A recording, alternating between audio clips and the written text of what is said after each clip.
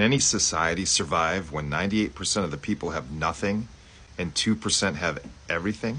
History has an answer. Hi, I'm your friendly neighborhood history teacher, and we're diving deeper into the roots of the French Revolution. Because understanding the system helps explain why it all came crashing down. Flashback to 1789. France is in crisis. The rich are getting richer, and the poor, they can't afford bread. The people in power aren't listening. French society was divided into three rigid layers called estates. The first estate was the clergy, less than 1% of the population, but they held immense wealth and didn't pay taxes. The second estate was the nobility, about 2% of the population, living in luxury and again, tax exempt. The third estate? That was everyone else. Peasants, workers, merchants, 98% of the population, and they paid nearly all the taxes. The system was built to serve the few at the expense of the many, and that pressure was reaching a breaking point. Meanwhile, France was drowning in debt, thanks to expensive wars and the king's extravagant spending.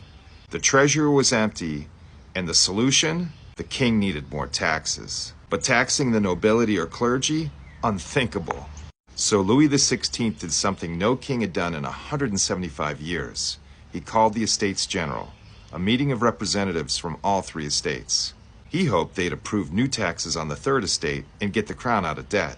But here's the twist. Each estate got one vote, so the first and second estates could always outvote the third, 2-1. Louis thought he was in control, but calling the Estates General gave the third estate a platform, and for the first time in a long time, they had a voice. They used that voice to demand real change. And what started as a financial emergency turned into a political revolution. So why did Louis XVI call the Estates General after 175 years?